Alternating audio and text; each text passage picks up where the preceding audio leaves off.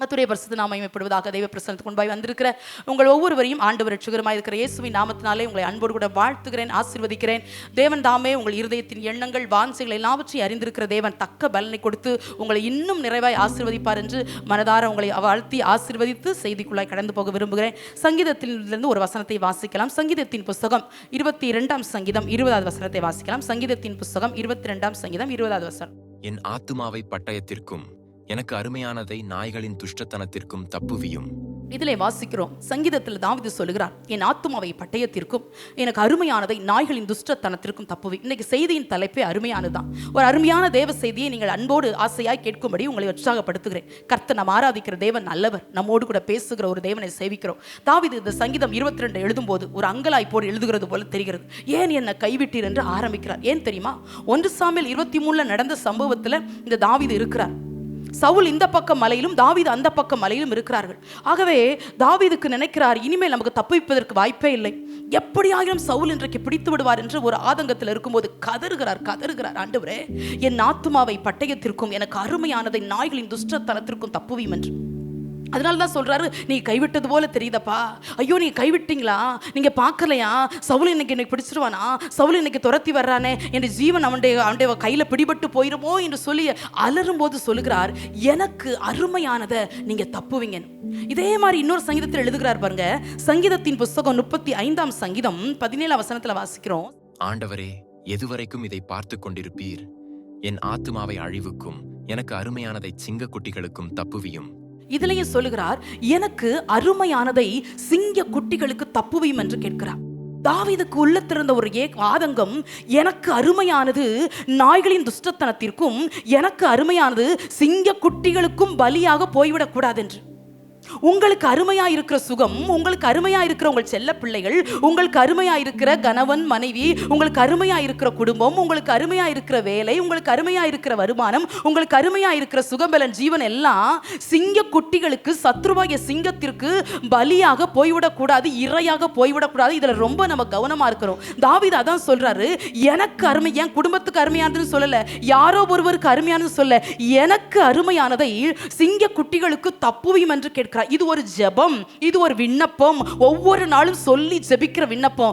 எனக்கு அருமையானது சத்துருடைய வசமா போய்விடக்கூடாது. உங்களுக்கு அருமையானதின் மேல உங்கள் எதெல்லாம் அருமையானது என்று நினைக்கிறீர்களோ, எதையெல்லாம் அருமையானது என்று ஆசைப்படுகிறீர்களோ, எதையெல்லாம் அருமையானது என்று வாஞ்சிக்கிறீர்களோ, அதன் மேல சத்துரு கண் வைத்து அலைகிறான். அதனாலதான் சில நேரத்தில் குடும்பங்களுக்குள் உடைவு, அதனாலதான் சில நேரத்தில் குடும்பங்களுக்குள் பிரச்சனை, அதனாலதான் பிள்ளைகள் சில நேரத்தில் தேவ சமூகத்தை விட்டு தூரமாய் போகிறார்கள். நமக்கு அருமையானது, நம்முடைய பார்வைக்கு அருமையானது, நம்முடைய இருதயத்துக்கு அருமையானது, நம்முடைய பார்வைக்கு அருமையானது, சத்துரு அதை பார்த்து கொண்டிருக்கிறது, எப்பொழுது பிடுங்கிக் கொண்டு போகலாம் என்று. இன்றைக்கு தேவனுடைய பிள்ளைகள் மீது கண் வைத்து அலைகிற ஒரு பொல்லாத கூட்டம் பெருகிக் கொண்டிருக்கிறது. ஒரு போதகர் இப்படி சொன்னார், சாத்தானின் சபை என்று ஒன்று இருக்கிறது. எத்தனை பேருக்கு தெரியும் தெரியல. அவங்க பிளாக் ட்ரெஸ் போட்டு எங்கெல்லாம் இயேசுன்னு வருகுதோ அங்கெல்லாம் சாத்தான் எழுதி வச்சு சாத்தானை ஆராதிக்கிற ஒரு கூட்டம். அவங்க அடிக்கடி ஃபாஸ்டிங் பிரேயர் நடத்துவாங்களாம். யாரு? சாத்தான் சபையில் இருக்கிறவங்க. ஏன் அப்படின்னா, முதலாவது ஊழியர்கள் ஆக்சிடென்ட்ல மறிக்கணும், ஊழியர்கள் விபச்சாரத்துல தள்ளப்படணும், ஊழியர்கள் பரிசுத்தத்தை இழக்கணும்னு சொல்லி அவங்களுக்காக ஃபாஸ்டிங் இருக்கிறாங்களாம். ரெண்டாவது, வாலிப கூட்டங்கள், இப்ப வருகிற அந்த யங் ஜெனரேஷன் பாவத்துல விழுந்து பாவத்தையே தண்ணீரை போல பருகி ஆண்டவர் ஆராதிக்க கூடாதுன்னு சொல்லி அவங்க ஃபாஸ்டிங் இருந்து ஜெபிக்கிறாங்களாம். நம்ம எப்படி இருக்கிறோம்? இதை கேள்விப்படும் போது நல்லா இருக்குதா? சாத்தானின் சபையில் இப்படி பாஸ்டிங் இருந்து ஜெபிக்கிறாங்கிறது நல்லா இருக்குதா? அழணும்ல. அப்போ அருமையான ஒரு தேவ சந்ததிய பிசாசு வாரி கொண்டு போகும்படி கண் வைத்து அலைகிறான். அதனாலதான் சில நேரத்துல நமக்கு அருமையானதுல தான் போராட்டமே வருது. அருமையான கர்த்தருடைய பிள்ளைகளே, அருமையானதின் மேல கண் வைத்து அலைகிற பொல்லாத சிங்க கூட்டங்கள் பெருகி இருக்கிறது. உங்களுக்கு அருமையானது சத்துருடைய வசமாக போகக்கூடாது. உங்கள் குடும்பம் மாத்திரம் அருமையானது என்று நான் சொன்னேன், ஆனால் அதை மாத்திரம் நான் அருமையானது என்று சொல்லவில்லை. உங்கள் துதி கூட அருமையானது, உங்கள் ஜெபம் அருமையானது, உங்கள் ஆராதனை அருமையானது, தேவனோடு இருக்கிற அந்த உறவு அருமையானது, சபையோடு இருக்கிற ஐக்கியம் அருமையானது. அதனால தானே பாருங்க, இங்க தான் பிரச்சனை வருது. அப்போ நமக்கு அருமையானதின் மேல கண் வைத்து அலைகிற பொல்லாத சிங்கங்களுக்கு கர்த்தர் நம்மளை தப்பு வைக்கணும். ஒவ்வொரு நாள் இது உங்களுக்கு ஏக்கமா இருக்கணும், உங்க ஜெபமா இருக்கணும். இருக்கணும். ஆண்டவரே, என் பிள்ளை அருமையான என் பிள்ளைய சத்துரு பிரிச்சுட்டு போயிடக்கூடாது ஆண்டவரே. எனக்கு அருமையான குடும்பத்தை சத்துரு உடைச்சிடக்கூடாது ஆண்டவரே. எனக்கு அருமையான இருக்கிற சுகத்தை எடுத்துடக்கூடாது ஆண்டவரே. இதெல்லாம் சொல்லி சொல்லி ஜெபிக்கிறோம். கர்த்தருடைய பிள்ளைகளை நேரமான அப்படின்னா நான் தொடர்ந்து போயிட்டே இருப்பேன். கொஞ்சம் வேகமாக தான் பேசுகிறேன், போய்கிட்டே இருப்பேன். ஆனால் அருமையானது மேலே சத்துருடைய கண் படக்கூடாது, சத்துருடைய பற்கள் படக்கூடாது. எத்தனை பேருக்கு அந்த வாஞ்சை இருக்குது ஆண்டவரே? எனக்கு அருமையானது சத்துரு பறிச்சுட்டு போகிறது போல இருக்குதே, எனக்கு அருமையானதை என்னை விட்டு போகிறது போல இருக்குதே, என் பிள்ளைங்க அருமையானவங்க நினச்சினே, என் குடும்பம் அருமையாக நினச்சினே. ஆனால் பிரச்சனையே இங்கே தானேப்பா ஆரம்பிக்குது, போராட்டமே இங்கே தானே ஆரம்பிக்குது. இந்த அருமையானதை நினச்சி நினச்சி ஒவ்வொரு நாள் ஏங்குறேன்னு சொல்கிறீங்களோ? ஹல்லேலூயா. சிங்கத்தின் மேலும் நடந்து வலு சர்ப்பத்தையும் மிதிப்பா, அவன் நாமத்தை நீ முற்றும் நம்பினதால் உன்னை விடுவித்து காத்திடுவா. அவன் நாமத்தை நீ முற்றும் நம்பினதால் உன்னை விடுவித்து காத்திடுவா. அவ சட்டையின் கீழ் அடைக்கலம் புகவே தாம் சிறகுகளால் மூடுவா. அவ சட்டையின் கலம் புகவே தாம் சிறகுகளால் மூடுவா. அவ சட்டையின் கீழ் அடைக்கலம் புகவே தாம் சிறகுகளால் மூடுவா. அவ சட்டையின் கீழ் அடைக்கலம் புகவே தாம் சிறகுகளால் மூடுவாரே. வலசதாரம் காலம் ரீபவானா. எல்லாரும் அப்படி ஜெபிக்கல. ஒரு நிமிஷம் ஆண்டவரே, அருமையான சத்துரு பறிக்க கூடாது, அருமையான சிங்க குட்டிகளுடைய பண்ணு படக்கூடாது, அருமையான சத்துரு பறித்து கொண்டு போகக்கூடாது. சத்துருடைய தலைவர் நசுக்கினார். சாபமான சிலுவைதான், ஆனா நமக்கு ஜெயம் கொடுத்த சிலுவை கல்வாரி ரத்தம் நம்முடைய வியாதிகளையும் நம்முடைய போராட்டங்களையும் நம்முடைய கண்ணீர்களையும் சுமந்து தீர்க்கிறது. இயேசுவின் நாமத்தினால அருமையான நினைத்து கண்ணீர் வடித்துக் கொண்டிருக்கிற தேவ பிள்ளையே, உனக்கு அருமையா இருக்குமானால் அது தேவனுக்கும் அருமையானது. அந்த அருமையானதை கர்த்தர் பாதுகாக்கிறார். ஈபாலா பௌஷகதாரமோ நகத்துரா பௌலரதியா ரேமன ஹஸ்ததாரியா தனகதுரியா தனோ இது ஒரு ஜெபம். ஒவ்வொரு நாள் சொல்லணும், ஆண்டவரே எனக்கு அருமையானதை நான் மறக்காம மேக்சிமம் சொல்லி ஜெபிச்சிருவேன். எனக்கு அருமையானதை அண்டர்லைன் பண்ணி வச்சுக்கோங்க அந்த வசனத்தை, சரியா?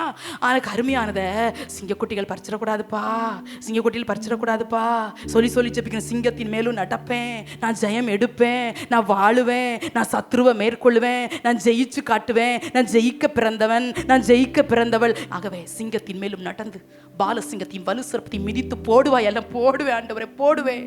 ஓ, கர்த்தர் நல்லவர், நாம் ஆராதிக்கிற தேவன் விடுதலை தருகிற தேவன்.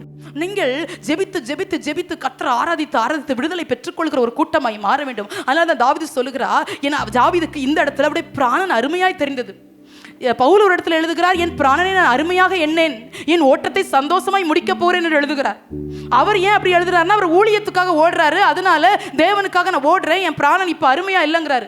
இன்னொரு தாவீது ராஜ பதவிக்கே வரல, இப்பொழுதே தாவீதுடைய ஜீவனை கவ்விக்கொள்ளும்படி நாய்களுடைய துஷ்டத்தனமும் சிங்க குட்டிகளும் பெருகி இருக்கிறதை போல தாவீது உணர்ந்தபடினாலே வைராக்கியமாய் ஆண்டவற்ற விடுதலைக்காக கதறுகிறார். ஆண்டவரே தப்புவிக்க மாட்டீரோ? தேவன் உண்மையாகவே தப்புவித்தார். ஆதிக்கு ஒரு சிங்காசனத்தை தந்தார். ராஜாவாய் 40 வருஷம் வெற்றியை அரசாளும்படி கர்த்தர் கிருபை பாராட்டினார். ஏன்? அன்றைக்கு ஜெபித்த ஜெபம் தாவீதை சிங்க குட்டிகளுக்கு தப்புவித்தது. இரண்டாவதாக ஒரு காரியத்தை நம்ம வாசிக்கிறோம். சங்கீதங்களின் புஸ்தகம் 36வது சங்கீதம் 7வது வசனத்தை வாசிக்கலாம். தேவனே, உம்முடைய கிருபை எவ்வளவு அருமையானது, அதனால் மனுபுத்திரர் உமது செட்டைகளின் நிழலிலே வந்தடைகிறார்கள். இதிலே தாவீது சொல்லுகிறார், ஆண்டவரே உம்முடைய கிருபை எவ்வளவு அருமையானது என்று. தாவீது ராஜாங்க பதவியில வந்து அமர்ந்துவாச்சு. எது அருமையா தெரிஞ்சிருக்கணும்? அரண்மனையும் சிங்காசனமும் ராஜ சாப்பாடுகளும் ராஜ வஸ்திரமும் தாவீதுக்கு அருமையா தெரிஞ்சிருக்கணும். ஆண்டவரே இவைகளெல்லாம் எவ்வளவு அருமையானவைகள் அப்படின்னு கீழே பார்க்காம தேவத்தை பார்த்து சொல்றாரு, தேவனே உமது கிருபை எவ்வளவு அருமையா இருந்துச்சு. அதை ஃபீல் பண்ணி எழுதுறாரு, உணர்ந்து எழுதுறாரு. அப்ப அருமையா இருந்துச்சுப்பா உங்க கிருபை, அதனால தானே இந்த ராஜ பதவி எனக்கு கிடைச்சிச்சு, அதனால தானே இம்மட்டும் என்ன ஜீவனோட சுகத்தோடு காத்து வந்தீங்க. இந்த கிருபை அருமையா இருக்குதுப்பா. எத்தனை பேர் சொல்ல முடியும்? இந்த கிருபை அருமையா தெரிஞ்சதுனால ஆண்டவர் இம்மட்டும் நம்மளை சுகத்தோடு பலத்தோடு தாண்டி வந்த கடந்து வந்த பாதைகளில் வந்த எத்தனையோ துக்கங்கள், கண்ணீர்கள், வேதனைகள், போராட்டங்கள், மன உடைவுகள், மன முறிவுகள், மன காயங்கள், மன கிளேசங்கள் எல்லாவற்றையும் ஜெயிக்க கர்த்தர் பலன் செஞ்சது எது தெரியுமா? கிருபை. கிருபை. இன்னைக்கு ஜீவனோடு இருக்கிறோம், காரணம் என்ன? கிருபை. அன்றைக்கு தேவையான ஆகாரத்தை தர்றார், எது? கிருபை. அன்னைக்கான தேவையை சந்திக்கிறார், எது? கிருபை. நல்ல வீடுகளை தந்திருக்கிறார், கிருபை. நல்ல குடும்பத்தை தந்திருக்கிறார், கிருபை. நல்ல வருமானங்களை தர்றார், கிருபை. அந்தந்த காலத்துல ஏற்ற காரியங்களை செய்து அற்புதமா நடத்துறார், காரணம் என்ன? கிருபை. நம்ம அவைலபிளா இல்லாத நேரத்திலும் அவருடைய கிருபைனால தகுதி இல்லாத நமக்கு பாராட்டி கொண்டிருக்கிற அந்த கிருபை பெருசு. தாவீது சொல்றாரு, அவர் கிருபை அருமையா எண்ணி மற்றதெல்லாம் கீழ்படுத்திட்டார். அதனாலதான் அதே சங்கீதத்தில் ஒரு வசனம் சொல்வார், உமது கிருபை வானங்களில் விளங்குகிறதுன்னு சொல்றார். வானத்து அளவுக்கு அந்த கிருபையை ரொம்ப ஹைலைட் பண்ணி எழுதுறார். ஆண்டவரே, உம்முடைய கிருபை அங்க இருக்குதுப்பா. மற்றதெல்லாம் தாவீதுக்கு உலகத்துல அனுபவிக்க தந்த எல்லா மேன்மைகளும் தாவீதுக்கு கீழே தான் தெரியுது. அதனால தான் சொல்றாரு கிருபை அருமையானது என்று சொல்லி. அதனால தான் பாடும் போதெல்லாம் அடிக்கடி பாருங்க, துன்பத்துல தான் சங்கீதங்கள், எல்லா சங்கீதங்களையும் தாவீது சந்தோஷமா எழுதினாரா? இல்ல. சவுல் துரத்தும் போது எழுதுறாரு, அப்சலோம் துரத்தும் போது எழுதுறாரு, அபிமெலேக்கு வேஷம் மாறும் போது எழுதுறாரு, யூதாவின் வனாந்திரத்தில் இருக்கும் போது எழுதுறாரு. எல்லாம் எழுதினாலும் நிறைய சங்கீதங்கள் அவர் மென்ஷன் பண்ற ஒரு வார்த்தையை பார்த்தீங்கன்னா கிருப கிருப கிருப கிருபன்னு வந்துட்டே இருக்கும். ஏன்னா அந்த கிருபைய தாவீதால உணராம இருக்கவே முடியல. தேவனுடைய பிள்ளைகளே, சில நேரங்கள்ல அந்த கிருபை நமக்கு அருமையா தெரியல. உலகம் அருமையா தெரியுது, உலக மனுஷர்கள் சிலர் அருமையா தெரிறாங்க. அதனாலதான் அவங்க கூப்பிட்டு அப்படியே ஓடுது ஃபங்க்ஷன் வீட்டுக்கு.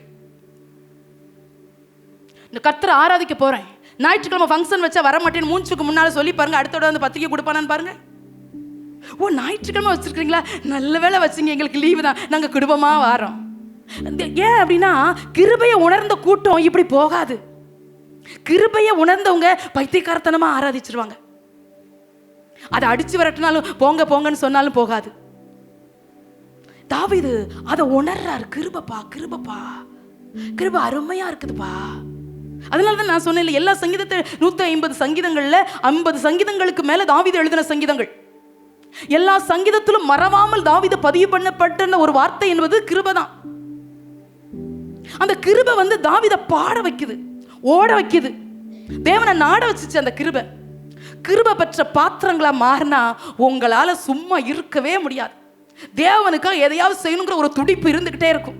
எல்லாரும் தூங்கிட்டு இருப்பாங்க, நீங்க உட்காந்து ஜோமிட்டு இருப்பீங்க. உலகம் பாசும், இது பைத்தியக்காரன் போல. ஆமா, பைத்தியம்தான். கொரிந்தியர்ல பவுல் அப்படிதான் எழுதுறாரு, நாங்க பைத்தியமா தெரியுது உலகத்துக்கு அப்படின்னு. பைத்தியமா இருக்கிற நம்மளை அழைச்சிருக்கு, உலகத்துக்கு அல்ல, இயேசுவுக்குள்ள பைத்தியம் நம்மெல்லாம். அது சொல்றதுக்கு வெக்கமே படக்கூடாது. அப்போ இந்த கிருபை வந்து தாவீத மறுபடியும் சோர்ந்து போறாரு, இந்த கிருபை தேற்றுது, மறுபடியும் எழும்புறாரு, ஓடுறாரு. கைவிட்டீர்னு கேட்டுட்டு அப்படியே முடங்கி படுத்துட்டாரா? சங்கீதம் 22:1 கைவிட்டீர்னு கேட்கிறாரு. ஏன் கேட்டீன்னு கேட்கிறாரு. உன்னை சுருண்டு படுத்துட்டாரா? அப்படி இல்ல, அந்த கிருபை நினைக்கிறார், மறுபடியும் எழும்புறாரு, மறுபடியும் ஓடுறாரு. மலைக்கு ஓடுறாரு, கெபில ஓடுறாரு, ஒளிறாரு, சீப்பு வாரத்தை சொல்லி கொடுக்குறாங்க, சீக்லாக்கு போறாரு. நிறைய தாவீது சரித்திரம் ரொம்ப எங்கெல்லாம் போறாரு. ஆனா இந்த கிருபையை பற்றி கொண்டதுனால இந்த தாவீது ஜெயிச்சுட்டாரு, அரண்மனையில வந்து உட்கார்ந்துட்டாரு. கிருபையை பற்றி கொள்ளுகிற தேவ பிள்ளைகளே, ஒவ்வொரு நாள் கிருபையை கேட்குறீங்களா? கிருபை கிருபை கிருபை கிருபை கிருபை சொல்லிட்டு 3 எழுத்து தான் கிருபைக்கு. ஆனா அது ரொம்ப பவர்ஃபுல்லான வேர்டு. அந்த கிருபையை சார்ந்து கொண்டு, அந்த கிருபைக்குள் வாழ்ந்து, அந்த கிருபைக்குள் செழித்து, அந்த கிருபையே சார்ந்திருக்கிற பிள்ளைங்க தேவனால வழிநடத்தப்படுவாங்க. பல பரிசுத்தவான்கள் பாடல் ஏற்றும் போது அந்த பாடல் பிறந்த கதை என்று சொல்வார்களே, அதெல்லாம் சிலரை நான் கவனிச்சு பார்ப்பேன். சாரல் நவரோஜ் அம்மாவை நிறைய பேருக்கு தெரியும், அவங்க நிறைய பாட்டு ஏற்றிருக்கிறாங்க. அவங்க இப்போ நிறைய பாடகர்கள் எழும்பிட்டாங்க, நிறைய பாட்டுகளை நம்ம கேட்குறோம் யூடியூப்ல கூட. ஆனால் அந்த நாட்களில் அதிகமாக பாடல்கள் இல்லாத நேரத்தில் அவங்க ரொம்ப அழகாக பாடுவாங்கன்ட்டு சினிமாவில் அவங்கள பாட கூப்பிட்டாங்களாம். அப்போ எழுதின பாடல் தான், உம் பாதம் பணிந்தேன் என்னாலும் துதியே, உம்மை அன்று யாரை பாடுவே, இசையா உந்தன் அன்பு உள்ளம் பொங்குதே. உள்ளத்தில் அன்பு பொங்குனா சினிமாவில் பாட முடியாதுன்றாங்களாம். ஊழியத்துக்காக அவங்க போகிறாங்க, கர்த்தர் வேறு பிரித்து ஊழியத்துக்கு அழைச்சி அவங்கள அவங்க சகோதரி நினைக்கிறேன் ஊழியத்துக்கு போகிறாங்க. இலங்கைக்கு போனாங்கன்னு நினைக்கிறேன். அவங்க ஏர்போர்ட்டில் நிற்கும் போது அவங்க நினைச்சாங்களாம், எல்லாரும் நம்மளை வழி அனுப்ப வருவாங்க, குடும்பமே வந்து நம்மளை வழி அனுப்பி வைக்க நம்ம ஊழியத்துக்கு போகிறோம் அப்படின்னு நினச்ச போது ஒருத்தருமே வரலையா. அப்போ பாடின பாட்டு தான், என்னை மறவா ஏசுநாதா உந்தன் தயவால் என்னை நடத்தும். அப்படி சில அப்புறம் பாடுறோம்ல, உன்னதமானவர் மறைவு, இதெல்லாம் தூதர்கள் கூட்டம் வந்து சொல்லி கொடுத்தா சொல்றாங்க. ஒவ்வொரு பாட்டுக்கும் ஒரு பின்னணி இருக்குது தேவனுடைய பிள்ளைகளே. ஏன் பாடினாங்க? கிருபையை உணர்ந்ததுனால. அப்போ சில பரிசுத்தவான்கள் இந்த கிருபையை பற்றி கொள்ளும் போது தங்களுடைய துன்பத்தை பாடலா கூட ஏற்றி ஆண்டவர்கிட்ட பாடி காட்டியிருக்கிறாங்க. எத்தனை பேர் அந்த கிருபையை உணர்ந்து பாடுறீங்க? எத்தனை பேர் அந்த கிருபைக்காக காலையில வந்து அப்பா கிருபை போதும், கிருபை தாரும், கிருபை வேணும்னு சொல்லி எத்தனை பேர் கேட்குறீங்க? சுகம் வேணும், பலன் வேணும், ஆரோக்கியம் வேணும், பணம் வேணும், எல்லாம் வேணும். ஆனால் கிருபை மட்டும் இந்த இவ்வளோன்னு இருந்தால் போதும். நிறைய பேருக்கு இவ்வளோ இருந்தால் போதும், இவ்வளோ ஜெயிச்சிடணும். கிருபை மூடி இருக்கணும், நம்மள கிருபைக்குள்ள மறைஞ்சிருக்கணும், கிருபைக்குள்ள வாழ தெரியணும். அதான் நான் சொல்லிட்டே இருப்பேன், எப்பவுமே கிருபைதான். எல்லாரும் ஒரு 2 நிமிஷம் கரங்களை உயர்த்தி கொள்ளலாம். இந்த கிருபை வாழ வச்சது, கிருபை ஹைலைட் பண்ணியிருக்கிறேன். இந்த கிருபை தான் உன்னை தூக்கி எடுத்துச்சு. என்னைக்கும் மறைச்சிருக்க வேண்டிய நம்ம, என்னைக்கும் கல்லறைக்குள்ள போக வேண்டிய நம்ம, இன்னைக்கு உயிரோடு இருக்கிற காரணம் கிருபை.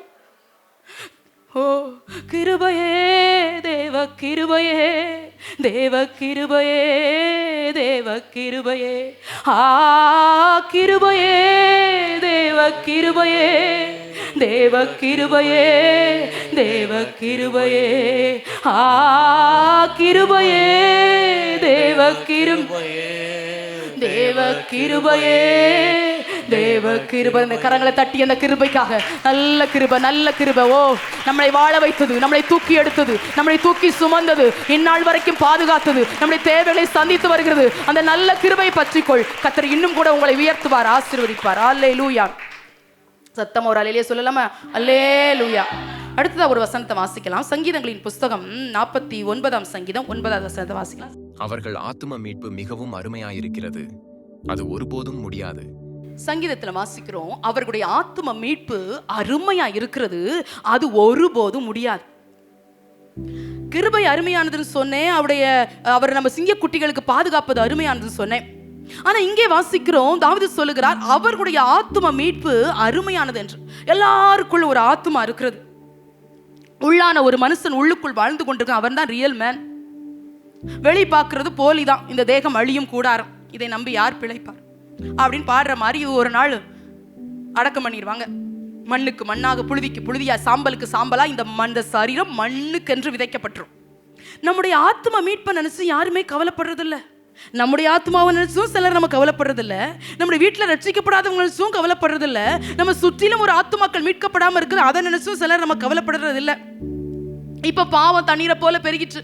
கடந்த நாட்களில் வேலண்டைன்ஸ் டே கடந்து வந்துட்டோம். ஒரு ஸ்கூலில் எல்லா பிள்ளைங்களுக்கு பையன் செக் பண்ணாங்களாம் வேலண்டைன்ஸ் டேக்கு. சமையல சொன்னால் காதலர் தினத்துக்குன்னு வச்சுக்கோங்களேன். ஆமாம், இப்போ பண்ணுனா 3 பிள்ளைகள் பேக்கில் மட்டும் 5 ஸ்டார் சாக்லேட் இல்லையா.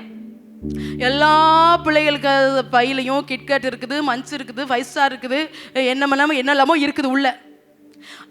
படிக்கிறது 4ஆம் வகுப்பு, படிக்கிறது 5, படிக்கிறது 6, படிக்கிறது 7. ஆனால் எல்லாருக்கும் ஒரு கேர்ள் ஃப்ரெண்டு தேவைப்படுது, எல்லாருக்கும் ஒரு பாய் ஃப்ரெண்டு தேவைப்படுது. இந்த 3 பிள்ளைங்க மட்டும் தப்பிச்சாங்களாம், எல்லாரையும் பிடிச்சி வச்சுட்டாங்களாம். கேட்கறதுக்கு நல்லா இருக்குதா? கேட்கறதுக்கு சந்தோஷமா இருக்குதா? எவ்வளவு மோசமான ஒரு சமுதாயத்துக்குள்ள உலகம் தள்ளப்பட்டு கொண்டிருக்கிறது. யார் ஜெபிப்பா இந்த வாலிப சமுதாயத்திற்காக? அடுத்த தலைமுறைகளுக்காக யார் ஜெபிப்பா? ஒரு ஆத்மா மீட்கப்படாமல் இருக்கிறதே. பாவ உணர்வடைந்து ஜெபிக்கிற ஜெபங்கள் இன்றைக்கு குறைந்து விட்டது. பாவ மன்னிப்பின் ஜெபத்தையே சபை மறந்து போகிறது. ஆசீர்வாதத்துக்காக ஜெபிக்கிறோம், சுகத்திற்காக ஜெபிக்கிறோம், சுத்திகரிப்பின் ஜெபங்கள் எங்கே போனது? நமக்குள்ள இருக்கிற ஒரு ஆத்துமா மீட்கப்பட வேண்டும் என்கிற வாஞ்சை எத்தனை பேருக்கு இருக்கிறது? உபாகமத்தில் ஆண்டவர் சொல்லுகிறார், உங்கள் ஆத்துமாக்களை ஜாக்கிரதையாய் காத்துக்கொள்ளுங்கள் என்று. நம்முடைய ஆத்மாவை குறித்த அறிவும் சிந்தனையும் அநேகத்தில் இல்லாமல் போகிறதுனாலே உலகத்தில் ஏதோ ஒன்று இல்லை என்றால் கவலைப்படுகிறோம். பணம் இல்லை, சுகம் இல்லை, பலன் இல்லை, ஆரோக்கியம் இல்லை, இதற்கெல்லாம் கவலைப்படுகிறோம். ரட்சிப்பில்லை என்று என்றைக்காவது கவலைப்பட்டதுண்டா? என் குடும்பத்தில் முழுமையான ரட்சிப்பு அனுபவம் இல்லாமல் என் கணவனோ என் மனைவியோ என் பிள்ளைகளோ வாழ்ந்து கொண்டிருக்கிறார்கள் என்கிற கவலை அநேகத்தில் இல்லாமல் போனது. ஜெபிக்க வேண்டும், பரிசுத்தமாய் வாழ வேண்டும், தேவன் நம்பி கொடுத்த ரட்சிப்பை காத்துக்கொள்ள வேண்டும். ஏன் இங்கு சத்தியங்கள் போதிக்கப்படுகிறது? இன்னும் நம்மளை தேவனண்டை சபை என்பது ஒரு கன்னிமாடம். எஸ்தரை கன்னிமாடத்தில் அடைத்து வைத்து அவரை சுத்திகரிக்கிற முறைமையின்படி சுத்திகரித்தது போல சபை என்பது ஒரு கன்னிமாடம். நம்ம எல்லாரும் கன்னிகைகளை போல திருமணமே ஆகியிருந்தாலும் கர்த்தருக்கு முன்பாக மணவாளனை எதிர்நோக்கி இருக்கிற கன்னிகைகளை போல கர்த்தர் இந்த சபையாகிய பேழைக்குள் நம்மளை அடைத்து வைத்து அருமையான சத்தியங்களை கர்த்தர் போதித்து இன்னும் கூட கர்த்தர் நம்மை சுத்திகரிக்கிறார். ஒரு ஊழியர் தன்னுடைய செய்தியில சொன்ன ஒரு வார்த்தை எனக்கு ஞாபகத்துக்கு வருகிறது. ஒரு பாஸ்டர் பலிபீடத்திலிருந்து ஜெபித்து கொண்டிருந்தாராம். அப்பொழுது அவங்க முன்னால் வந்து ஒரு சகோதரி உட்காந்து ஜெபித்து, ஒரு வீக் டேஸ், ஞாயிற்றுக்கிழமையில சும்மா ஒரு வீக் டேஸில் அவர் முன்னால் உட்காந்து ஜெபிச்சுட்டு இருந்திருக்காரு சபையில் பலிபீடத்தில். ஒரு சகோதரி அவங்களுக்கு முன்னால் வந்து உட்காந்து ஜெபிச்சுட்டு இருந்தாங்க. அவங்களுக்கு நல்ல ஆவியில் நிறைஞ்சு நல்ல அந்நிய பாஷை பேசி அப்படி ஜெபிச்சுட்டு இருக்காங்க. திடீர்னு சொல்லி இந்த பாஸ்டர் கண்ணை திறந்து பார்த்து, ஏமா எழும்புனார். உடனே சகோதரி எழும்புனாங்க. வீட்டுக்கு போ அப்படின்னாரு. இவங்க கேட்டால், என்ன பாஸ்டர் நான் வந்தேன் ஜெபிச்சுட்டு இருக்கிறேன், எதுக்கு என்ன வீட்டுக்கு போக சொல்கிறீங்க அப்படின்னு. பக்கத்து வீட்டு தென்னை மட்டையை உன் வீட்டில் எடுத்து போட்டு வந்து, இல்லை போய் தீக்கிரம் எடுத்துகிட்டு போட்டு வான்னு. உடனே இவங்களுக்கு அப்படியே முழிச்சிருக்கிறாங்க, என்னடா அப்படின்ட்டு. வேணுக்குன்னு அவங்க எடுத்து போட்டு வரல, சர்ச்சுக்கு வர அவசரத்துல இவங்க வீட்டு வாசல்ல பக்கத்து வீட்டு தென்னை மட்டும் விழுந்துட்டு அங்கிட்டு போடுறதுக்கு இப்படி போட்டாங்க, அவ்வளவுதான், கை சிப்பாயிட்டு. அங்கிட்டு போடுறது இப்படி போட்டாங்க. அதை ஆவியானவர் உணர்த்தி பக்கத்து வீட்டு தென்னை மட்டையும் உன் வீட்டில் எடுத்து போட்டு வந்தியில போய் போட்டு வாங்குறாராம். எவ்வளவு சென்சிட்டிவான ஒரு பரிசுத்த ஆவியை சேவிக்கிறோம் தெரியுமா? ஒரு சிறு காரியத்துல கூட நம்ம தவறக்கூடாது என்பதில் கவனமா இருக்கிற பரிசுத்த ஆவியை சேவிக்கிறோம். ஒரு தென்னை மட்டைக்கே ஆவியானவர் அதை வான் பண்ணி உணர்த்துவாரானால் எத்தனையோ மட்டைகள் நம்மை ஒட்டி கொண்டுதான் இருக்கிறது. மட்டைகளோடு குட்டைகளோட வாழ்ந்தே இப்போ விட்டுருவேன், இந்த மாதம் செஞ்சிருவேன், அடுத்த மாதம் விட்டுருவேன், அடுத்த மாதம் ஞானசனம் எடுத்துருவேன். சில ஞானசனம் எடுக்கிறது பாருங்க, டைம் கேட்பாங்க, 2 மாதம் பொறுத்துக்கிறீங்களா, ஒரு 2 வருஷம் பொறுத்துக்கிறீங்க. யாருக்கு தெரியும்? காலங்களும் நேரங்களும் நம்முடைய கையில் இல்லை. கிருபையின் வாசல் அடைக்கப்படும் போதே அவருடைய சமூகத்துக்குள்ள ஓடி வந்து விட வேண்டும். அதான் தாவீது சொல்கிறார், ஆத்தும மீட்பு அருமையா இருக்குது. கர்த்தருடைய பிள்ளைகளே, சபையாகிய கூட்டத்தை பார்த்து கேட்கிறேன், உங்கள் ஆத்துமா மீட்கப்பட்டிருக்கிறது நம்பிக்கை இருக்கிறதா? நிச்சயம் இருக்கிறதா?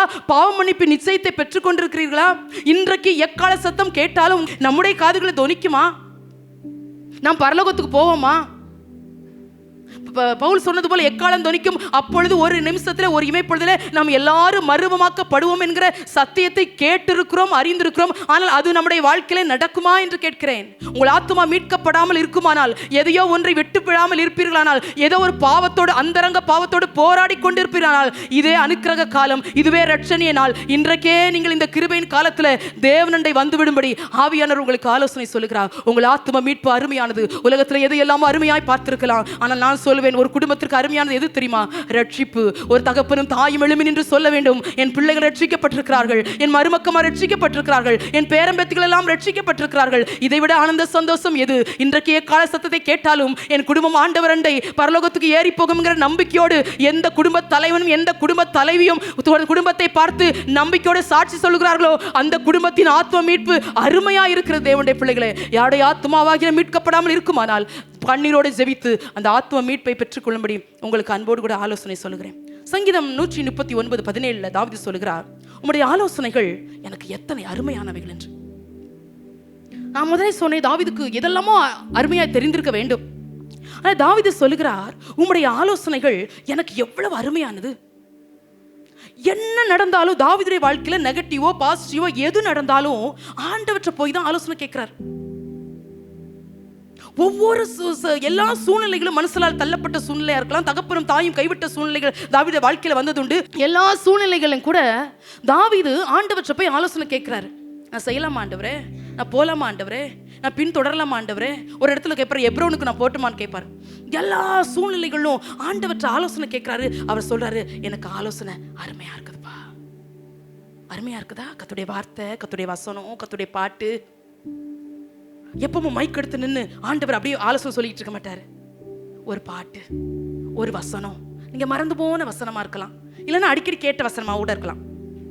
ஏதோ ஒண்ணு உங்க காதுகள்ல வந்து அப்படியே கேட்கும். நீங்க சும்மா சில தூங்கிட்டு இருப்பீங்க, ஏதோ ஒரு பாட்டு சத்தம் உங்க காதுல கேட்கும். அருமையான கர்த்தருடைய பிள்ளைகளே, நம்முடைய வாழ்க்கையில ஆவியானுடைய ஆலோசனைகள் எத்தனை நேரம் அருமையா இருக்குது. என்னைக்காவது ஆண்டவற்றை ஆலோசனை கேட்டிருக்கிறீங்களா? அப்ப நீங்க ஓகே சொன்னா செய்யறே சொல்லியிருக்கிறீங்களா? ஆண்டுடைய ஆலோசனை கேட்கணும், ஆசாரியனுடைய ஆலோசனையும் கேட்கணும். ரெண்டும் ரொம்ப முக்கியமானது. ஆண்டவற்றை கேட்கணும், அப்புறம் தான் ஆசாரியன். முதல்ல ஆசாரியன்ட்டு வரக்கூடாது, ஊழியக்காரங்கிட்ட வரக்கூடாது, ஃபர்ஸ்ட் ஆண்டவர். அப்போ ஆண்டவற்றை தாவீது ஆலோசனை கேட்டு கேட்டு கேட்டு தன்னுடைய வாழ்க்கையை எங்கெல்லாம் தவறாரோ அங்கெல்லாம் கரெக்ட் பண்றாரு. எங்க சங்கீதம் 119 ஒரு வார்த்தை சொல்வார், நான் வழி தப்பிற ஆட்டை போல நடக்கிறேன், காணாமற் போன ஆட்டை போல என்ன தேடுவீராகங்கிறார். தேடி கண்டுபிடிங்க, என்ன நான் ஒளிஞ்சுக்கிறேன், நான் வழி தப்பி போயிட்டேன், ஆனால் நான் ஆதாம் மாதிரி இப்போ ஒளிஞ்சுதான் இருக்கிறேன். ஆனால் என்ன தேடுங்க, என்ன கண்டுபிடிங்க, எனக்கு ஆலோசனை சொல்லுங்க. எவ்வளவு நல்ல தாவீது பாருங்க. நம்ம ரோசலத்தில் நம்ம வாழ்க்கையில ரொம்ப அவசரப்பட்டு காரியங்களை செஞ்சிடறதுனால ஆண்டுடைய ஆலோசனைகளை காது கேட்கறது இல்லை. இந்த அவங்க சொன்னாங்க அங்க போறோம், இவங்க சொன்னாங்க இங்க போயிடும். வாழ்க்கையில சிலர்லாம் பிரச்சனையில மாட்டிட்டு வெளியே வழி தெரியாம இருப்பாங்க. இடியாப்ப சிக்கல் மாதிரி இருக்கும் அவங்களுக்கு. எங்கேயும் எல்லாமே முடிச்சா இருக்கு, எந்த முடிச்சா அவளுக்கு அவங்களை வெளியே கொண்டு வர்றது.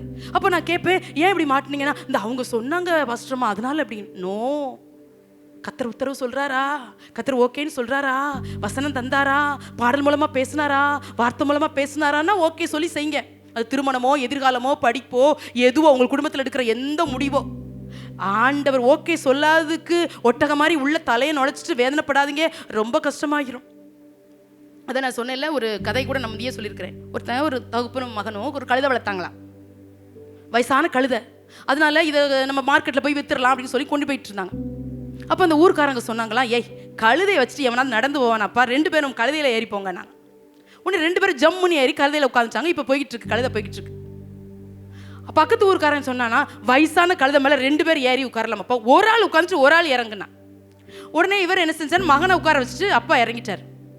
அடுத்த கிராமத்துக்கு போனவன் சொன்னானா, நீலாம் ஒரு தகப்பனாயா, மகனை பார்த்துக்க, நீலாம் ஒரு மகனாயா, வயசான தகப்பு நடந்து வர நீ கழுது மேலே ஏறி ஜம்முன்னு வரைய அப்படின்னு இவன் பயந்து போய் இவன் ஏறி அப்பா உட்கார வச்சிட்டான்.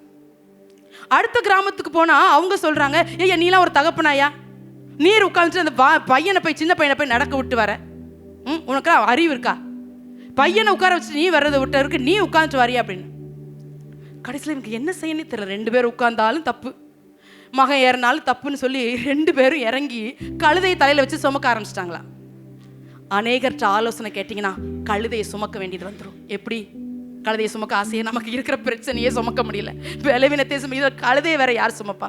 அதான் நீ பாடணும், நான் ஏன் சுமப்பேன், நான் ஏன் சுமப்பேன், என் இயேசு சுமந்தபின். உங்கள் பாரங்களை இயேசு சுமந்திருக்கிறார், உங்கள் வருத்தங்களை இயேசு சுமந்திருக்கிறார், உங்கள் கண்ணீர்கள், உங்கள் நோய்கள், உங்கள் பாவங்கள், தலைமுறையாய் பரம்பரையாய் வந்த சாபங்கள் எல்லாவற்றையும் சுமந்தவர் தீர்த்திருக்கிறார். அவருடைய ஆலோசனைகள் அருமையானவைகள். யாரோ உங்களுக்கு தந்த தவறான ஆலோசனை முடிவெடுத்து விட்டீர்களோ, யாரிடத்திலும் ஆலோசனை கேட்காதீர்கள். உங்களுக்கு ஆலோசனை தருகிற ஒரே இடம் தேவ சமூகம் மாத்திரமே. ஓடி போய் விழுந்து விடுங்கள், ஆண்டவரே நீர் ஆலோசனை தாரும் என்று கேளுங்கள். தேவன் உங்களை நிச்சயமாய் ஆச்சரியமாய் உங்களை நடத்துவார். அடுத்ததாக வாசிக்கிறோம் எரேமியாவின் புஸ்தகம் 31ஆம் அதிகாரம் 20வது வசனத்தை வாசிக்கலாம். எரேமியாவின் புஸ்தகம் 31:20.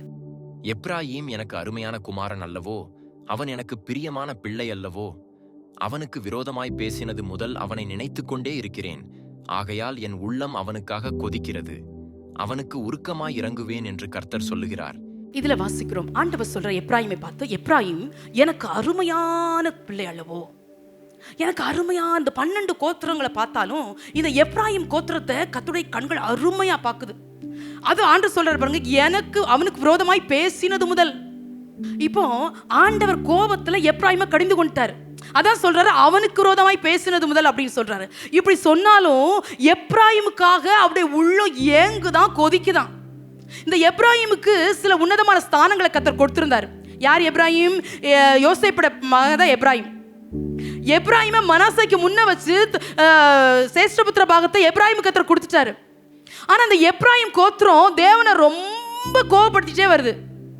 அதான் ஓசியால முழுசும் புலம்புறாரு. ஓசியா 11:8, 7:8, ஓசியா 7:11, ஓசியா 5:13 இதெல்லாம் பார்க்குறோம். ஓசியா 4:17 வாசிக்க நேரல இதெல்லாம் சொல்றாரு.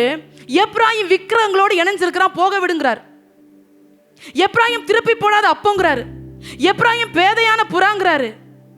இதெல்லாம் பேசிட்டு தான் ஓசியால சொல்றாரு, நான் உன்னை எப்படி கைவிடுவேன் அப்படிங்கிறார். நான் எப்ராயிமே உன்னை கைவிடவே முடியாது, ஏன்னா நீ எனக்கு அருமையான பிள்ளைப்பா, நீ அருமையான குமாரன். எனக்கு நான் உனக்கு விரோதமா பேசிட்டாலும் நான் ஒன்னே நினைச்சேங்கிற, மீண்டும் வந்துட மாட்டியா, மீண்டும் திரும்பிட மாட்டியா, மீண்டும் என் வழிகளை கற்றுக்கொள்ள மாட்டாயா, உன்னோடு இருக்கும் என்னோடு எனக்கும் உனக்கும் இருக்கிற ஐக்கியத்தை நீ மறுபடியும் காத்துக்கொள்ள மாட்டாயா என்று ஆண்டவருடைய உள்ளம் எப்ராயிமுக்காக ஏங்குகிறது. தேவனுடைய பிள்ளைகளே, எப்ராயிம் போல வழி தப்பி போயிட்டு இருக்கிறீங்களா? ஒரு காலத்துல கர்த்தரோடு நடந்தீங்க, நல்லா ஜெபிச்சீங்க, நல்ல கர்த்தரை துதிச்சீங்க, நல்ல கர்த்தரை ஆராதிச்சீங்க. இப்போ எப்படி இருக்கிறீங்க? ஆண்டவரை மாத்திரம் எனக்கு ஏங்க வைக்கவே கூடாது. ஆண்டவர் இந்த எப்ராயிமை கடிந்து கொண்டாலும் கூட ஏங்குகிறார். எனக்கு அருமையான பிள்ளை அல்லவோ, எனக்கு அருமையான குமார் அல்லவோ, வந்துட மாட்டானா? அதான் வெளிப்படுத்தல கூட ஒரு வசனம் சொல்லுவாரு, மனம் திரும்பும்படியாய் அவளுக்கு தவணை கொடுத்தேன், அவளுக்கு மனம் திரும்ப விருப்பம் இல்லைங்கிறாரு. எவ்வளவு நல்ல தேவனை சேவிக்கிறோம் பாருங்க. தவணை கொடுத்து மனம் திரும்ப வைக்கிறாராம். டியூ பீரியடில் நீ மனம் திரும்பிடுங்கிற. ஏதாவது ஒரு பொருள் வாங்கிட்டு டியூ கட்டுறீங்கல்ல மாசம் மாசம், அது மாதிரி அப்படியாவது மனம் திரும்ப, கொஞ்சம் கொஞ்சமா திரும்பேன், ஒரே நாள்ல திரும்பன்னு சொல்லலையா? எவ்வளவு நல்ல தேவனை சேவிக்கிறோம் பாருங்க. கொஞ்சம் கொஞ்சமா விட்டுரு, கொஞ்சம் கொஞ்சமா என் நண்டை வந்துரு, கொஞ்சம் கொஞ்சமா என்ன உண்மையா ஆராய்ச்சிரு. எப்ராயிம் அருமையான பிள்ளை, அருமையான பிள்ளை. ஏங்குறது தேவனுடைய உள்ளம். எப்ராயிமே, சபையாக எப்ராயிமே, தேவனை விட்டு தூரம் போன எப்ராயிமே, அசுத்த காரியங்களோடு இணைந்து கொண்ட எப்ராயிமே, ஆண்டவருடைய வழிகளை விட்டு தாறுமாறாய் ஓடுகிற எப்ராயிமே, கர்த்தருடைய உள்ளம் உங்களுக்காக ஏங்குதுப்பா, உங்களுக்காக ஏங்குதுப்பா, உங்களுக்காக ஏங்குது. என்னண்ட வந்துருன்னு கூப்பிடுறாரு. அதான் சொல்றாரு, விக்கிறவங்களோடு இணைஞ்சிருக்கிறான், போக விடுன்ட்டாரு. ஓசியால எனக்கு நேரம் இல்லை, அதனால நானே சொல்றேன், வாசிக்க நேரம் இல்லை. போக விடு அப்படின்ட்டு அதை தாங்க சொல்லி கதறாரு. எப்ராஹிமே நான் உன்னை எப்படி கைவிடுவேன், எப்ராஹிமே உன்னை எப்படி கைவிடுவேன், இஸ்ரவேலே உன்னை எப்படி ஒப்பு கொடுப்பேன், எப்ராஹிமே உன்னை எப்படி கைவிடுவேன், மனுஷரை கட்டி இழுக்கும் அன்பின் ஆண்டவரே, அன்பின் கயிறுகளால் என்னை இழுத்து கொள்பவரே. அங்கதான் இருக்கு விஷயம். ஏன் எப்ராஹிமுக்காக தேவனுடைய உள்ள இவ்வளவு பரிதவிச்சுன்னா, அன்பின் கயிறை வச்சு இழுத்துக்கிட்டே இருக்கிற எப்ராஹிம். அதே தான் உங்களுக்கு எனக்கும். நம்ம தூரமா போனோம்னு போனோம், ஆனா ஒரு வார்த்தையை கொண்டு இழுத்துட்டாரு, வந்து நின்னுட்டோம். கொஞ்சம் வழி விலகி போனோம், அப்படி சத்தியமாக கயிறை வச்சு நம்மளை இழுத்துட்டாரு. ஆண்டவர் செஞ்ச நன்மையெல்லாம் மறந்தோம், கிருபையின் கயிறுகளால் நம்மளை அப்படியே இழுத்துட்டாரு. இழுத்து இழுத்து இழுத்து இழுத்து வந்து அவருக்கு இழுத்து அங்க அவர் நிக்கணும், இங்க நம்ம நிக்கணும்ல, அவர் பக்கத்தில் நிக்க வச்சுக்கூடணுமா, அவருக்குள்ள நம்ம வாழணுமா. அதனால அன்பின் கயிறுகளால் இழுத்து, அதான் சொல்ற, அனாதை சிநேகத்தால் உன்னை நேசித்தேன், கருணையத்தில் உன்னை இழுத்துக்கொண்டேன். எனக்கு உலகம் வேற ஒரு அன்பை தேடி எங்கேயோ போயிட்டு இருக்குது. இயேசுடைய அன்பை நினைச்சு என்னைக்காவது சந்தோஷப்பட்டு இருக்கிறீங்களா? இயேசுடைய அன்பை நினைச்சு பாடி இருக்கிறீங்களா? இந்த அன்பு உங்களை பரவசப்படுத்தி இருக்குதா? நிறைய இடத்துல பாஸ்டர் கூட சொன்னாங்கல்ல, டெய்லி வந்து ஜெபிங்கன்னு. டெய்லி 365 நாள் உங்களை ஆவி உற்சாகமா இருக்காது தேவனுடைய பிள்ளைகளே. எனக்கும் தான், உங்களுக்கும் தான். நம்ம எல்லாம் மாம்சிகமானவர்கள். நேற்று நல்லா டைம் போற தெரியாம ஜெபிச்சிருப்போம். இன்னைக்கு 5 நிமிஷத்துக்கு மேல நம்ம ஜெபம் ஓடாது. திரும்பி திரும்பி திரும்பி திரும்பி மணியை பார்த்தா அந்த மணி நமக்காக ஓடாத மாதிரி நின்றுட்டே இருக்கும். அப்போ ஒன்று செய்யணும். என்ன தெரியுமா செய்யணும்? உங்களுக்கு பிடிச்ச பாட்டு இருக்கும்ல, பிடிச்ச பாட்டுன்னா ஆண்டுடைய பாட்டை சொல்றேன், சினிமா பாட்டு இல்லை. அந்த பாட்டை திரும்ப திரும்ப திரும்ப திரும்ப பாடும்போது ஒரு கிருபை உங்களை அவ்வளோ ஃபில் பண்ணதை நீங்கள் உணர்வீங்க. அப்போ இருக்கிற ஒரு ஆனந்த சந்தோஷம் இருக்கு பாருங்க, அதெல்லாம் அடிச்சுக்கிடவே முடியாது நான் சொல்வேன். நீங்கள் அப்புறம் என்னாத்மாவே கர்த்தரை ஸ்தோத்திரம் போட்டு எரிஞ்சே போயிடலாம். இன்னைக்கு ஜெபிக்கலையே நீங்கள் ஒன்றும் பதஷ்டப்பட வேண்டாம். அந்த பாடல்லையே கர்த்தர் உங்களுக்கு கிருபையாலுடைய பிரசன்னத்தில் நிரப்பிட்டார். சில ஜெபம் ஓடாத நேரத்தில் இந்த ட்ரிக்கை நீங்கள் ஃபாலோ பண்ணி பாருங்க, இது உங்களுக்கு ரொம்ப ஒர்க் அவுட் ஆகும். எப்ராஹிமே திரும்ப அழைக்கிறார்ப்பா, திரும்ப அழைக்கிறார், திரும்ப அழைக்கிறார். தூரமா போயிட்டீங்களா? தேவனை விட்டு வழி விலகி போறீங்களா? சத்தியத்தை அற்பமாயின்றீங்களா? சபையை அற்பமாயின்றீங்களா? ஊழியக்காரங்களை பரிகசிக்கிறீங்களா? வேண்டாம் வேண்டாம் வேண்டாம். ஆண்டவராக இயேசு சீக்கிரமா வரப்போறாரு. சீக்கிரமா எப்ராஹிமே திரும்பி வந்துரு, அருமைங்கிறாரு. ஒரு தெய்வம் பார்த்து நம்மளை அருமை அப்படின்னு சொன்னா எப்படி இருக்கும்? அதை விட ஆனந்த பாக்கி என்னங்க இருக்கு உலகத்துல? அருமையா நம்மளை கூப்பிடுறாருல. மறுபடியும் தேவனிட திரும்பி வரும், மறுபடியும் தேவனுக்காக எழும்பலாம். கர்த்தர் நல்லவர். கடைசியா ஒரு வசனத்தை வாசிக்கிறோம், அதையும் நானே சொல்றேன். 2 பேதுரு 1:4 வாசிக்கிறோம். மேன்மையும் அருமையுமான வாக்குத்தத்தங்கள் நமக்கு கொடுக்கப்பட்டிருக்குதான். அருமையான வாக்குத்தத்தங்களை கர்த்தர் நமக்கு தந்திருக்கிறார். ஏன் தெரியுமா? நம்முடைய சுபாவங்கள் அதுல மாற்றாராம். கோணலும் மாறுபாடுமான சந்ததியில ஆண்டவர் இந்த வாக்குத்தத்தங்களை சொல்லி சொல்லி நம்மளை சில நேரம் சீர்படுத்துறாராம். தேவன் எவ்வளவு நல்லவர், எவ்வளவு நல்ல தேவனை சேவிக்கிறோம். ஏன் வசனங்களை தர்றாரு? நம்மளை மாற்றுறதுக்கு. ஏன் வார்த்தைகளை கொண்டு நம்மளோட பேசுறாரு? நம்முடைய வழிகளை சீர்படுத்துறாராம். நம்ம வாக்குத்தத்தங்கள் கொடுத்தா என்ன நினைப்போம்? இந்த வருஷம் ஆண்டவர் என்னை ஆசீர்வதிக்க போறாரு, இந்த வருஷம் எனக்கு நடக்க போகுது, இந்த வருஷம் எனக்கு லக்கு ஏதோ கிடைக்க போகுது அப்படி நம்ம நினைக்கிறோம். நோ, அது அல்ல தேவனுடைய பிள்ளைகளே. சில வாக்குத்தத்தங்கள் நம்ம மாற்றிக்கொண்டே இருக்கிறது. நம்முடைய ஜென்ம சுபாவங்களை, நம்முடைய பழைய சுபாவங்களை, நம்முடைய பழைய மனிதனை, புளித்த மாவின் அனுபவங்களை சில வசனம் மாத்துது. நம்ம எதை அண்டர்லைன் பண்ணி வைப்போம்? கர்த்தர் உன்னை வாளாக்காம தலையாக்குவார் அண்டர்லைன் பண்ணி வைப்போம். நீ என் பார்வைக்கு அருமையானபடியால் நானும் உன்னை சிநேகித்தேன், போட அண்டர்லைன். இஸ்ரவேலை நீ என்னால் மறக்கப்படுவதில்லை, உடனே அதுக்கு ஒரு மார்க்கர் வச்சு ஒரு அண்டர்லைன். ஆனா தன் பிழைகளை உணர்கிறவன் யாருங்கிறது நம்மளை பார்த்து சிரிச்சுக்கிட்டே இருக்கும். மறைவான குற்றங்களுக்கு நீங்களாக்குங்கிறது அது கெக்கே நம்மளை பார்த்து சிரிக்கும். இதுக்கெல்லாம் கோடு போடாம எதுக்கோ கோடு போடுற, அங்க கோடு போட்டாதானமா இந்த கோடு உன் வாழ்க்கையில் நடக்கும்னு. நம்ம நிறைய நேரத்துல வாக்குத்தத்தங்கள் என்று எதை எடுக்கிறோம்னு சொன்னா, அவர் நம்மளை பிளஸ் பண்ற மாதிரி ஒரு வசனம் சொல்லணும். சியோனே கர்த்தர் உன்னை ஆசீர்வதிக்கிறார், நீ எருசலேம், அத சங்கீதம் 128 ஒண்ணு உண்டுல்ல, ஜீவனுள்ள நாள்ல எருசலேமின் வாழ்வை காண்பாய், கர்த்தர் சியோனிலிருந்து உன்னை ஆசீர்வதிப்பா. இதெல்லாம் அண்டர்லைன் பண்ணி பண்ணி வச்சிருப்போம். ஆனா வேதனை உண்டாக்கு வழி உண்டத்துல உண்டோ ஆராய்ந்து பாரு, அதெல்லாம் நமக்கு பிடிக்கவே பிடிக்காது. அவர் தான் என்னை வேதனைப்படுத்திட்டு, அவரை ஒரு வேதனையும் படுத்தலை அப்படின்னு நிறைய பேர் நினைச்சுக்கிறோம். அந்த வசனம் சொல்லுது, எனக்கு ரொம்ப பிடிச்சிருந்துச்சு. மகா மேன்மையும் அருமையுமான வாக்குத்தத்தங்கள் கர்த்தர் நம்ம தந்து நம்மளை மாற்றிக்கொண்டே இருக்கிறார். இந்த வசனம் நம்மளை மாற்றுகிறது, வசனம் நம்மளை தேற்றுகிறது, வசனம் நம்மளுடைய காயங்களை ஆற்றுகிறது. இந்திரா காந்திக்கு 2 பிள்ளைங்க. இந்திரா காந்தி தெரியும்ல, சிலர் பார்க்கல, நானே பார்க்கல இந்திரா காந்தியை. பழைய முதிர்ந்த வயது உள்ளவங்களுக்கு பார்த்துருப்பீங்க. எனக்கு 2 பிள்ளைங்க, சஞ்சய் காந்தி, ராஜீவ் காந்தி, 2 பிள்ளைங்க. இந்த சஞ்சய் காந்தி என்பவர் இறந்துட்டார் நினைக்கிறேன், ஒரு ஃப்ளைட் ஆக்சிடென்ட்ல இறந்துட்டார் நினைக்கிறேன். அப்போ பேட்டி எடுக்கிறவங்க ஒரு நாள் கேட்டாங்களா இந்திரா காந்திட்ட, 2 பிள்ளைங்க உங்களுக்கு, ஒரு பிள்ளை இறந்துச்சு, எப்படி நீங்கள் சந்தோஷமா இருக்கிறீங்கன்னு கேட்டபோது அவங்க சொன்னாங்களாம், நான் யோவான் சுவிசேஷத்தை வாசித்து நான் தைரியப்படுறேன், கர்த்தரை நான் ஆறுதல் படுத்துறான்னு சொன்னாங்களாம். சரித்திரம் மறக்க முடியாத பதிவு பண்ணி வச்சிருக்கதை வாசித்து ரொம்ப சந்தோஷப்பட்டேன்.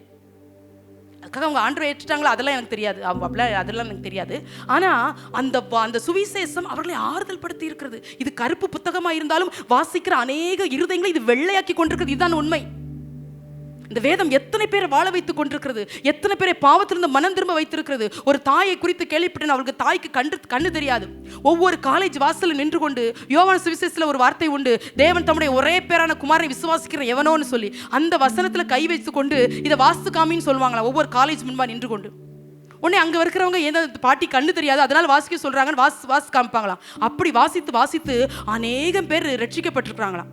அப்படி அடக்க ஆராதனையில் 70 பேர் சொன்னாங்களாம், நாங்கள் ஊழியக்காரர்களாக இருக்கிறோம், இந்த தாய் எங்களுக்கு விதைத்த இந்த வசனங்கள் எங்களை இன்றைக்கு ஊழியக்காரனை மாற்றி இருக்கிறது என்று. வல்லமையுள்ள வார்த்தைகளை நம்முடைய கைகளை சுமந்து கொண்டிருக்கிறோம். இயேசுவின் வார்த்தை உங்களை விடுதலையாக்கும், இந்த வார்த்தை உங்களை ஹீல் பண்ணும், இந்த வார்த்தை உங்களை ஆசீர்வதிக்கும், இந்த வார்த்தை உங்கள் காயங்களை ஆற்றும், இந்த வார்த்தை உங்களை தேற்றும். எத்தனை பேர் இந்த வார்த்தையை விதைக்கிறீங்க? வாயில வார்த்தை இருக்குதா? வாயில வசனம் இருக்குதாமா? வசனங்களை எழுதுறதில்ல, வசனங்களை சொல்றதில்ல, வசனங்களை அறிக்கையிடுறதில்ல. 1ஆம் சங்கீதம் தெரியும், 91ஆம் சங்கீதம் தெரியும், 121ஆம் சங்கீதம் தப்பி தவறி தெரிஞ்சா, இல்லை 23 தெரியும், வேற ஒன்றும் தெரியாது. நோ, சில வசனங்களை எழுதி வைக்கணும், அடிக்கோடிட்டு வைக்கணும். அப்பா பேசுனீங்கல்லப்பா. இந்த வார்த்தைக்குள்ள இருக்குது வாழ்க்கை, எதிர்காலம் இதுக்குள்ள இருக்குது. நான் அடிக்கடி சொல்லுவேன், காரு, பங்களா, சுகம், மேன்மை, சொத்து, சுகம், ஆசி, அந்தஸ்து, சந்ததி எல்லாமே இதுக்குள்ளதான் இருக்குது. தலை மேல தூக்கி வச்சு நடந்தா கூட வெக்கமே படக்கூடாது. ஏன்னா இதால வாழ்ந்துட்டு இருக்கிறோம், இதால தானே பிழைத்து கொண்டிருக்கிறோம், இதால ஜீவனோடு இருக்கிறோம். இந்த வார்த்தைக்கு நிகரான பட்டயம் இந்த உலகத்துல வேற எதுவுமே இல்லை. Glory to God. கர்த்தருடைய நாமம் மாத்திரம் மகிமைப்படுத்தப்படுவதாக. ஒரு முக்கியமான வசனம் வாசிட்டு முடிக்க போறேன். சங்கீதம் 116:15 வாசித்துருங்க. கர்த்தருடைய பரிசுத்தவான்களின் மரணம் அவர் பார்வைக்கு அருமையானது. வாசிக்கிறோம், கர்த்தருடைய பரிசுத்தவான்களின் மரணம் அவருடைய பார்வைக்கு அருமையானது என்று எழுதப்பட்டிருக்குது. இதுவரைக்கும் அருமையானது எல்லாம் தியானிச்சோம், அப்படிதானே? எல்லாமே அருமையா இருந்துச்சு. கிருபை, அப்படியே ஆலோசனைகள், அப்படியே வார்த்தைகள், சில உறவுகள் எல்லாம் அருமையா இருந்துச்சு, தியானிச்சோம். ஆனா இது வாசிக்கும் போது நெருடலா இருக்குதுல்ல. கர்த்தருடைய பரிசுத்தவான்களுடைய மரணம் அப்படியே பார்வைக்கு அருமையா இருக்குதான். அது எப்படிங்க? ஒரு வீட்டில் மரணம் நடந்தா கதறோம், கண்ணீர் வடிக்கிறோம், புலம்புறோம். சில வீட்டில் பார்த்தீங்கன்னா அந்த பெட்டியை தூக்கும் போது அழுவாங்களே, எந்த கல்மனமும் உடையும். ஐயோ, இனிமே பார்க்கவே மாட்டோம்ல அந்த முகத்தை, இனி அவங்களோட பேசவே மாட்டோம்ல. எவ்வளவு கதறினாலும் இந்த மரணம் கொடுக்காதுல்ல. அதான் வேதம் சொல்லுது, மரணம் பாதாளத்தை போல கொடியது என்று. அது ஒரு மனுஷனை பிடிச்சுக்கிட்டா திரும்ப விடவே விடாது. இவங்க அழுறாங்க அதனால கொடுத்துருமா? நோ, கொடுக்காது. ஆனா இங்க கதறினாலும் இங்க கத்துனாலும் ஆண்டு சொல்றாரு, பரிசுத்தவான்களின் மரணம் என்னுடைய பார்வைக்கு அருமையா இருக்குதான். ஆசையா பார்த்துட்டு இருக்கிறான் அந்த மரணத்தை, அடக்க ஆராதனையெல்லாம். அதனாலதான் கோடிப்பட்டு வச்சுட்டாரு பரிசுத்தவான்களின் மரணம். வெறும் மரணம்னா இப்ப நானும் சொல்ல வேண்டாம், மறிக்கிறவங்க தான் டெய்லி தான் மறிச்சு. இப்ப நம்ம பேசிட்டு இருக்கிற நேரத்துல கூட எத்தனை பேர் மறிச்சுட்டு தான் இருக்கிறாங்க. அந்த மரணத்தை அருமைன்னு சொல்லல, பரிசுத்தவான்களின் மரணத்தை அருமையாக பதிவு பண்ணிப்பட்டு வெளிப்படுத்தல வாசிக்கிறோம், கர்த்தருக்குள் மறிக்கிறவங்களை பாக்கியவான்கள் என்று எழுதப்பட்டிருக்கிறது. அப்போ மரணத்தை அருமையாகவும் கர்த்தருக்குள் மறிக்கிறவர்களை பாக்கியவான்களாகவும் அடையாளப்படுத்துகிற ஒரே மார்க்கம் கிறிஸ்தவ மார்க்கம் மட்டும்தான், வேற எந்த மார்க்கத்துல இல்லை. அதனால்தான் சரீரத்தை விதைக்கிறோம் என்று சொல்லுகிறோம். புதைக்கிறது வேற, விதைக்கிறோம் கோதுமை மணிகளாக. ஆனா எப்படி எல்லாரும் மறிக்க போறோம்? மரணம் என்கிற ஒரு மதிலை நம்ம தாண்ட தான் செய்யணும். என்னைக்குனாலும் வாழ ஆசைதான், பிள்ளைகளையும் பார்த்துக்கிட்டே இந்த உலகத்துல இருக்கணும்னு சிலருக்கு ஆசையா இருக்கலாம். ஆனா ஒரு நாள் நான் விரும்பினாலும் விரும்பாவிட்டாலும் மரணம் என்கிற ஒரு பள்ளத்தாக்குள்ள நம்ம போகத்தான் போறோம். ஆனா எப்படி போறோம்னா, அருமையானது என்று சொல்லி ஆண்டவர் எழுதி வச்சுட்டார். பரிசுத்தவான்களா மறிக்கணும்னு எழுதுறாரு. இந்த உலகம் நமக்கு நிரந்தரமானது அல்ல. இங்கு நம்ம படுகிற வியாதிகள் நிரந்தரமானது அல்ல. கொஞ்ச கால வியாதி, கொஞ்ச கால பாடுகள், கொஞ்ச கால வேதனை, கொஞ்ச காலம் போராட்டம், எல்லாம் கொஞ்ச காலம். ஆனா நித்திய காலமாய் அவரோடு கூட வாழ போகிறோம். இந்த கொரோனா நேரத்துல நிறைய பரிசுத்தவான்கள் மரிச்சு போயிட்டாங்க. ஐயோ, வா சுருட்டிட்டு போயிட்டு மறுபடியும் கொரோனா வருதும் போதே நமக்கு பயமாச்சு. என்னத்துல இப்போ கொஞ்சம் பேச்சு இல்லை. கர்த்தர் காப்பாராக பரிசுத்தவான்களே. ஒரு பரிசுத்தவான்களே மரணத்தை சொல்றாரு, எனக்கு அருமையா இருக்குது. அப்படின்னா என்ன அர்த்தம்? எப்போ மரிப்ப, என் கூட வந்து இரு. பிலிப்பியர்ல பவுல் ஒரு இடத்துல எழுதுவாரு, இந்த தேகத்தை விட்டு பிரிந்து கிறிஸ்துவுடனே கூட இருக்க எனக்கு ஆசை உண்டுன்னு எழுதுவார். இருக்கிற சிறைச்சாலையில் இருக்கிறார், ஜெயிலில் இருக்கிறாரு. என்ன எழுதியிருக்கணும்? ஆண்டவரே, எப்போப்பா ஜெயிலை விட்டு என்னை அனுப்புவீங்கப்பா, நான் விடுதலையா போய் அவர் ஜெயிலில் இருந்தால் ஊழியம் செஞ்சார். அதனால அவருக்கு கையை கட்டினாலும் ஊழியம் செய்வார், காலை கட்டினாலும் ஊழியம் செய்வார், எப்படினாலும் ஊழியம் செஞ்சிருவார். அந்த மேனுக்கு ஈடா வேதத்தில் புதிய ஏற்பாட்டில் பார்க்கவே முடியாது அந்த மாதிரி. ஆனா அவர் சொல்றாரு, இந்த தேகத்தை விட்டு பிரிந்து கிறிஸ்துவுடனே கூட இருக்க எனக்கு ஆசையா இருக்குதுப்பா. எப்பப்பா நான் மரிப்பேன், எப்பப்பா நான் உங்களோட இருப்பேன் அப்படிங்கிறார். நம்முடைய வாழ்க்கையின் முடிவு எப்படிப்பட்டதா இருக்கு தேவனுடைய பிள்ளைகளே? எப்படி இருக்குது? நம்ம எப்படி பரிசுத்தவான்களை முடிக்க போறோமா, பரிசுத்தவாட்டியை முடிக்க போறோமா? அது ரொம்ப முக்கியம், ரொம்ப முக்கியம். வாழ பிறந்தவங்க தான், வாழ்ந்து கொண்டு இருக்கிறோம், வாழ வைக்கிற தெய்வம் தான். ஆனா ஒரு நாள் நித்திய காலமாய் அவரோடு வாழும்படி நம்மளை அப்படியே அப்பா அழைச்சிட்டே போறாராம். எவ்வளவு நல்ல தேவனை சேவிக்கிறோம். பரிசுத்தவான்களுடைய மரணம் அவருடைய பார்வைக்கு அருமையா இருக்கிறது. ஒவ்வொரு நாள் சொல்லணும்ப்பா, என்னைக்கு நம்ம மரணம் இருக்கோ தெரியாது, பயமுறுத்தல என்னைக்கு இருக்கோ தெரியாது. ஆனா ஆண்டவரே பரிசுத்தவாட்டியா மறிச்சிடணும்ப்பா, பரிசுத்தவானா மறிச்சிடணும் ஆண்டவரே. அருமையான கர்த்தருடைய பிள்ளைகளே, ஒரு ஏக்கம் இருக்குதா? நம்முடைய முடிவு சமாதானமா முடியணும். கர்த்தரோடு நடக்கிறவங்க, கர்த்தருக்குள் மறிக்கிறவங்க பாக்கியவான்கள்லாம் கர்த்தரோடு நடந்ததான். ஆண்டவர் தான் சொல்றாரு, பரிசுத்தவானுடைய மரணம் அருமையா இருக்கிறது. ஒரு பாடலை பாடி அப்படியே முடிக்க விரும்புகிறேன். யாத்திரை முடிந்து ஏசுராஜனை, ஏசுராஜனை, ஏசுராஜனை, யாத்திரை முடிந்து ஏசுராஜனை, ஏசுராஜனை, ஏசுராஜனை மேகத்தில் சந்தித்து, மேகத்தில் சந்தித்து நித்திய காலமாய் வாழ்ந்திடுவேன். நித்திய காலமாய் வாழ்ந்திடுவேன்.